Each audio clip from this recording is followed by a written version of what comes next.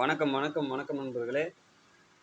ஆரியம் திராவிடம் பற்றி தனக்கு எதுவும் தெரியாது என கூறிய அதிமுக பொதுச் செயலாளர் எடப்பாடி பழனிசாமி அக்கட்சியின் பொதுச் செயலாளராக இருப்பதற்கே தகுதியற்றவர் என அதிமுக முன்னாள் எம்பி கே.சி. பழனிசாமி தெரிவித்துள்ளார். இது குறித்து அவர் சமூக வலைதளங்களில் தெரிவித்துள்ளார். ஆரியம் திராவிடம் குறித்து தனக்கு எதுவும் தெரியாது, அந்த அளவுக்கு தனக்கு அறிவு இல்லை.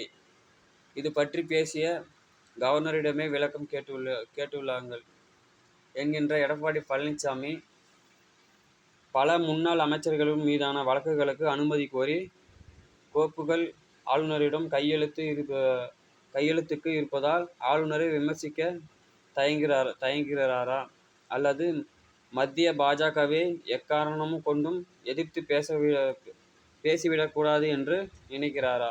லஞ்சம், ஊழல், சட்டம் ஒழுங்கு எல்லா காலத்திலும் எல்லா அரசாங்கத்தின் மீதும் வைக்கப்பட்டுள்ளன குற்றச்சாட்டு தான்.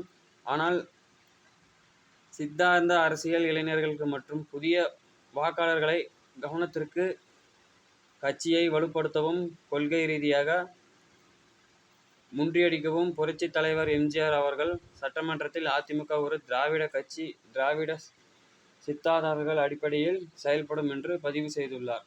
ஜெயலலிதா அம்மா அவர்கள் தன் பிணமாக இருந்தாலும் திராவிட கட்சிக்கு தலைமை ஏற்று திராவிட வழியில் பயணிக்கிறேன் என்று கூறி திராவிட சித்தாந்தங்களின் வழியில் இந்த இயக்கத்தை நடத்தியுள்ளார். சில நேரங்களில் அந்த சித்தாந்தங்களில் இருந்து விலகிய பொழுது அதிமுக தோல்வியை சந்திக்கிறது. இந்த சூழ்நிலையில் சித்தாந்தமே எனக்கு தெரியாது என்று சொல்கிறார்கள்.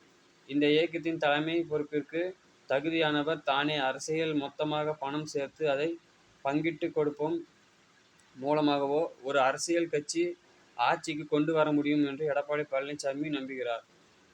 இன்றைய பல குறைபாடுகளை கடந்து திமுகவும் பாஜகவும் இந்துவ திராவிடமும் என்ற சித்தாந்த மோதலை முன்வைத்து தமிழக அரசியல் மற்றும் தேர்தல் களத்தை கட்டமைத்துள்ளனர்.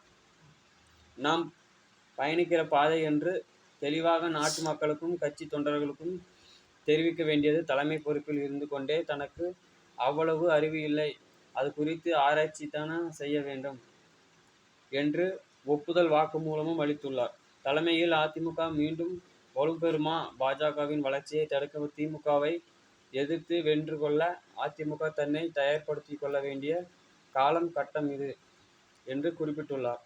ஓகே நண்பர்களே, இந்த செய்தி தகவல் முடிவடைகிறது. இந்த செய்தி தகவல் பிடிச்சிருந்தால் லைக் பண்ணுங்கள், ஷேர் பண்ணுங்கள், மறக்காமல் நம்ம சேனலை சப்ஸ்கிரைப் பண்ணி பெல் ஐக்கனை கிளிக் பண்ணி வச்சுக்கோங்க. நன்றி, வணக்கம்.